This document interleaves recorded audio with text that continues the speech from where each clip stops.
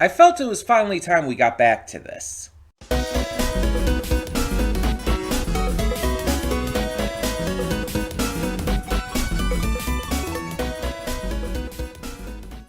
Before we get to today's video, I want to take a moment to talk about Patreon. That's right, we are on Patreon now, and we have a bunch of tiers with a bunch of great rewards. You can subscribe and get things like early access to all reactions, depending on your tier, depends on which reactions you get early access to. You can vote on polls exclusive to patrons that will help determine future reaction series and more. You will get to just have various choices in terms of like getting to choose future reactions I react to, getting to choose first impressions I check out, all kinds of different rewards, and possibly more coming in the future. We're still new at this. We're still figuring things out. It's a process. It's a process. But we have multiple tiers, so whatever you would be able to donate, if you're able and willing to donate, is appreciated. It helps me out, it helps the channel out, it helps us grow. It's going to help just, standardly. It's just something new to check out. Plus, if you like getting the reactions early, that's also a plus. But it is optional. If you're unable to do it, that's completely fine. All reactions will come to YouTube just a little bit later, a week later or so. So, that all being said, thank you as always so much, and let's get on with today's video. And with that being said, hey everyone, welcome to Princess K. I'm your host Connie, and today we are here with my blind reaction to Pearl. This is a donation reward for Venom and is the final part of our monthly movie week for this month. I will be announcing in the afterthoughts what the theme for the next monthly movie week will be, which will take place at the end of February for those on Patreon and the beginning of March for those on YouTube. So, yeah, I'll get to that in the afterthoughts, but let's talk about this. So, back in July of 2024, I reacted to the first movie in this trilogy, X. And I had been meaning to get back to this, and I just haven't yet. It's been like a year and a half, and I haven't, for whatever reason, gotten back to this. And so I felt like it was a good time to do so. We had no theme for this month's movie week, so I felt like, why not? Let's throw this in there as well. Now, Pearl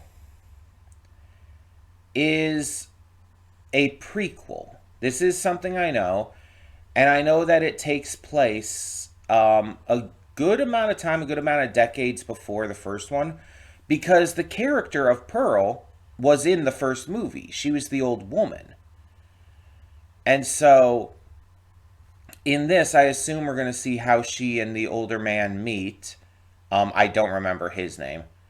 We're going to see how they meet. I assume we're going to learn more about the insanity of them. And interestingly enough, Pearl is played by Mia Goth. Now, Mia Goth played Maxine in the first movie, and what I assume is she's going to play her in the third as well, considering the third movie is called Maxine. But here, she's actually going back and playing a younger Pearl.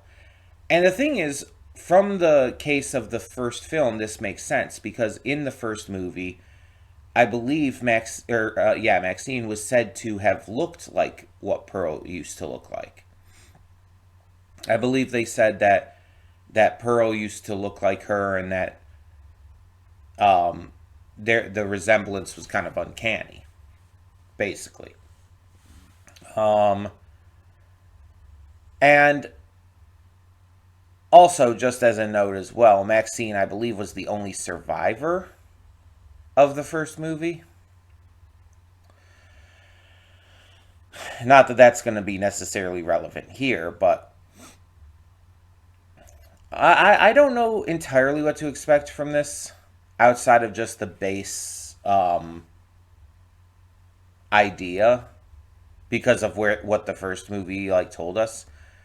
I think wasn't Pearl like an actress? Didn't they say that in the first movie? I don't know. It's been like a year and a half, so I think she might have been an actress or something like that. But I'm very curious to see what they do with this movie because this movie came out less than a year in the same year that the first one did. The first movie came out like in March of I believe it was 2022, and then the second movie, this movie, came out in September.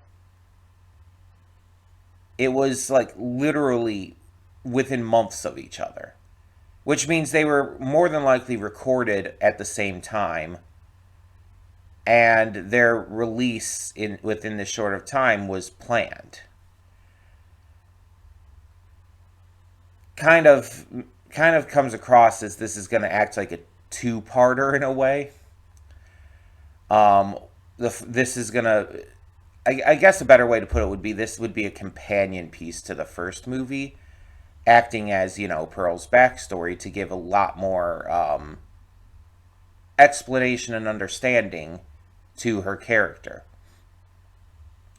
Maxine, I think, came out like a couple years later, so that one had more time. But yeah, I'm very interested to see where this goes because I liked the first movie. I thought it was like really good, and I'm hoping that this one ends up being just as good, if not better. I think I've heard that people say that this is the best one of the trilogy.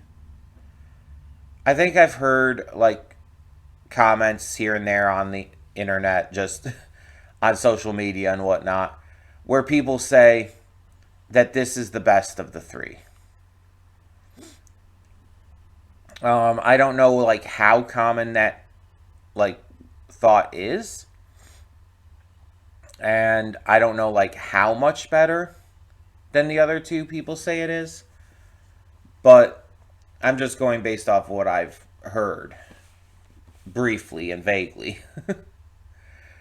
Outside, like I said, outside the general presence of the movie and like continuing off or again prequeling the last one, I don't know what to expect. I don't know what the kills are going to be like. I don't know um, what the vibe is generally going to be like comparative to the first. I'm very curious though. So I think we should just get into this. But before we do, one last thing, I do want to remind you all that we do have a Patreon now. We started at the beginning of the year, and there is a link to it in the description below. The Patreon gives you early access, depending on your tier, to various forms of reactions. The $5 tier, for example, gives you early access to movie reactions. The $10 tier gives you early access to series reactions, and so on and so forth. But there are other rewards as well, such as getting to vote on exclusive polls in the future, getting to choose things for me to react to in the future, and so on and so forth. There's a detailed description of each tier on the Patreon page. You can check it out once again in the description below. It is also completely optional. All reactions will end up coming to YouTube. They're just, being put for early access on the Patreon. If you want to, if you're not able to donate or you don't want to or whatever, that's completely fine. I understand the economy shit right now. I understand that you can't just give all your money to everyone. So it's completely reasonable. I will say that it is my only thing I do. I put forth all day, every day into this and the gaming channel as well. But it is helpful to get anything I can. But again, it's completely optional. I'm not going to force you. I can't force you. So don't feel pressured if you're not able to. But if you're able to, I do appreciate anything you can give, anything you can pledge. because it very much helps. But all of that being said, let's get into it and see what we have in store for this movie. Hold up just a sec. Before you click that link down in the description below to get to today's video, I want to remind you of all the awesome content we have both on this channel and the Princess of Gaming channel. Let's check it out.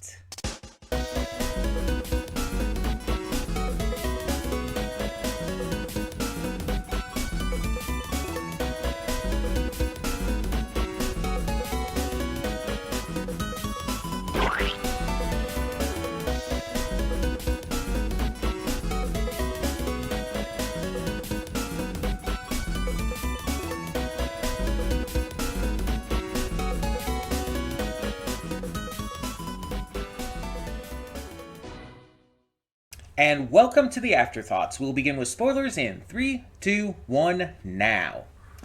So I looked it up, and Howard was indeed the husband from the first movie. He was the old man who was helping Pearl with her, rapes and murders and stuff. So, yeah.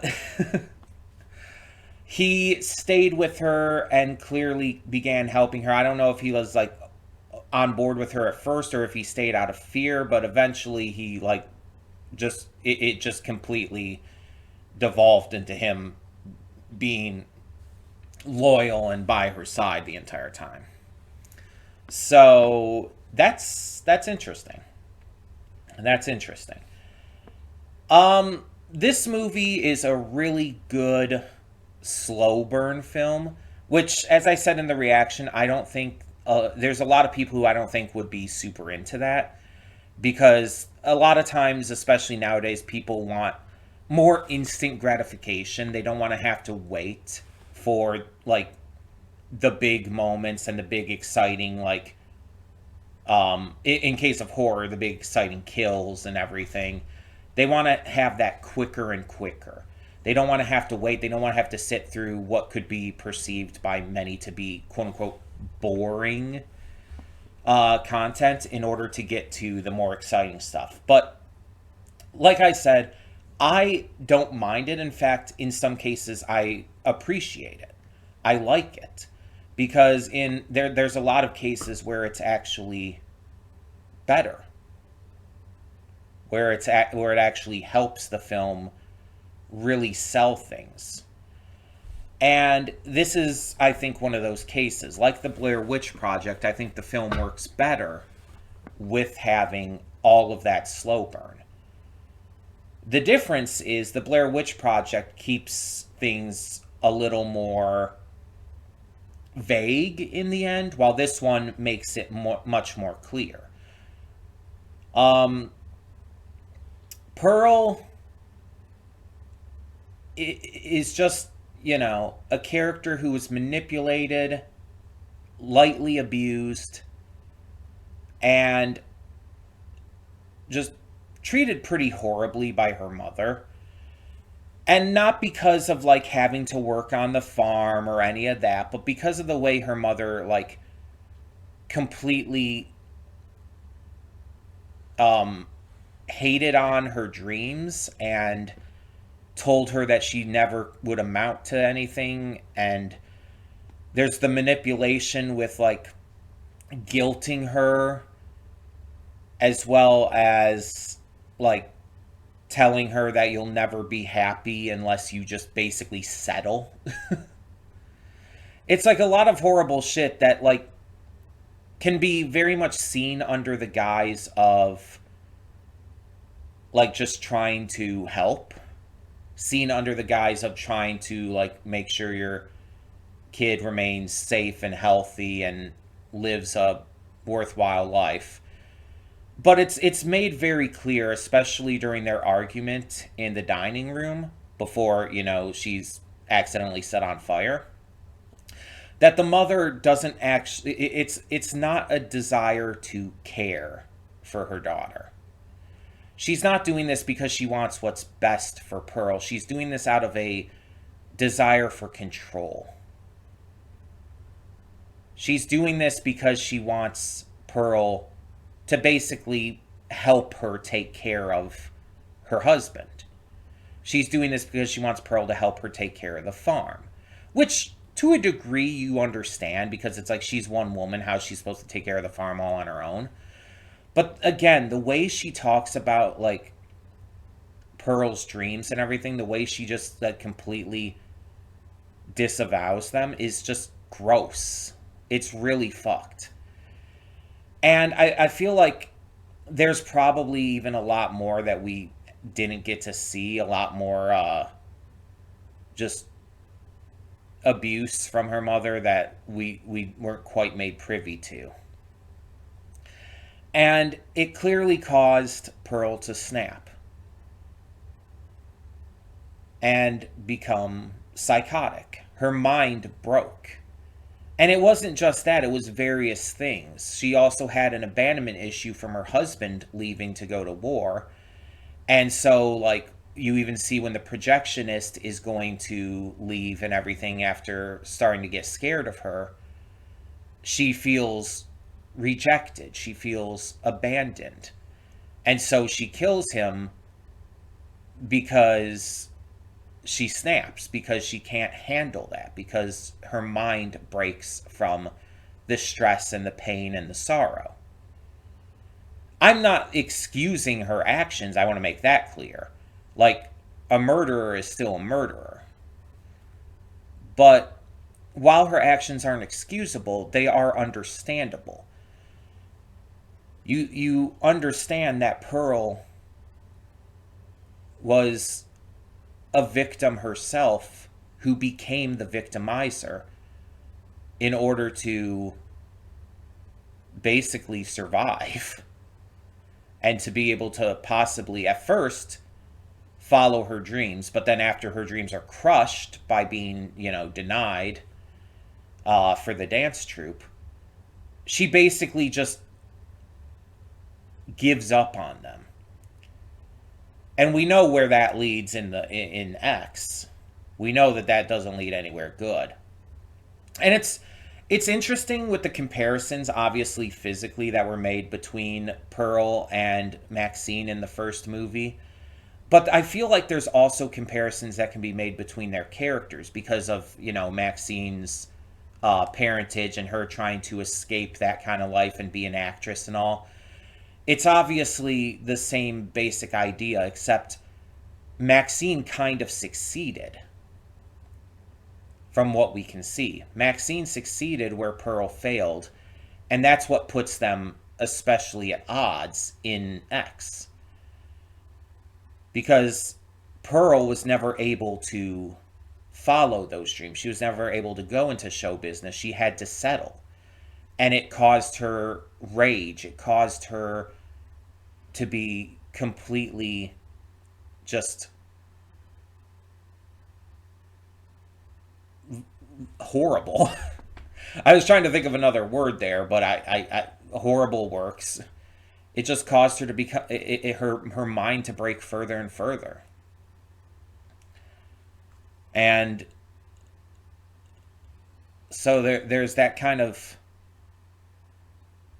contrast between these two main characters of this series. And Mitzi literally didn't do anything. And again, that and the fact that, she was so nice and kind and so caring towards Pearl makes her, in my eyes, the most tragic death in this movie. Because on top of being so supportive and loving towards her sister-in-law, it's like she literally didn't do anything. But Pearl was so convinced because of the blonde hair and everything that she must have been chosen, and she literally forced Mitzi into agreeing with that. She literally was forcing the issue that she basically killed Mitzi for. It's like, oh, you stole my dream from me, which is what I said was going to happen, except I thought Mitzi was actually going to get it. But it's like, you stole my dream from me. Also, I just admitted to all these murders and shit. And so it's like, she had to take care of her because, she didn't want the news of her murders to get out. But also, she killed her because she forced that idea of like of Mitzi winning, even though she didn't, and it's really sad. It's really sad. I kind of wonder if Howard ever found out about his sister's death, though, because it like Pearl hid that by feeding Mitzi's chopped up remains to Theta, just as she did with, with the projectionist. She didn't do that with her parents, though, because, she had mentally snapped and tried to have, like, some kind of dinner situation with them after they were already dead. And kept them there for when Howard returned as well. But yeah, it's I don't think that's ever mentioned in X, but I mean I could be wrong again. It's been a year and a half, and I don't know. I don't know everything it mentioned. I don't know if it mentioned anything about that. I don't. I just don't remember in any way. Oh, but wasn't there a line about like Pearl not liking blondes in X? I don't remember the context of it, but I think there was a line in the first movie about Pearl not liking blondes, and that would make sense given what we saw here with what the dance troupe said, and then Mitzi as well, who she projected all of her insecurities and pains onto. I don't I'm trying to remember what the context of that could have been. I can't think of it. I might even be wrong. If I'm wrong, ignore me. But I think there was something said about that. Because I'm trying to go through the movie in my head and think about like, yeah, I mean, it might have been Howard who said something about that. I don't know, because there was a blonde girl in the first movie, I believe. She was one of the actresses, one of the when they were making their porn film and all. Hmm. Not sure. Not sure. If I'm wrong, I apologize, but I don't know what I have to apologize for, but I guess I apologize. But yeah, it's kind of interesting to see her going from just killing small animals like a goose to going to the more extreme stuff. Seeing how that progression worked and how like her worsening mental state like continued to cause all of that. Yeah, just I think this was really good, and the acting from Mia Goth was amazing. Like there were multiple scenes, like when she's screamed crying and everything, and like her reaction to being rejected was amazing. The entire monologue she was giving to Mitzi about like everything she had done was amazing. Obviously, holding that like forced smile at the end was amazing. There was so many good moments to this, and I really think that this movie was really good. And so now that I like both of the first two, I'm hoping that when I get to Maxine, I end up liking that as well. But we'll see. In the meantime, tell me in the comments below, what did you think of Pearl? What do you think of it compared to X? Let me know your thoughts. And thank you so much for tuning in. For now, I'm Connie, and I'm signing off. See y'all next time.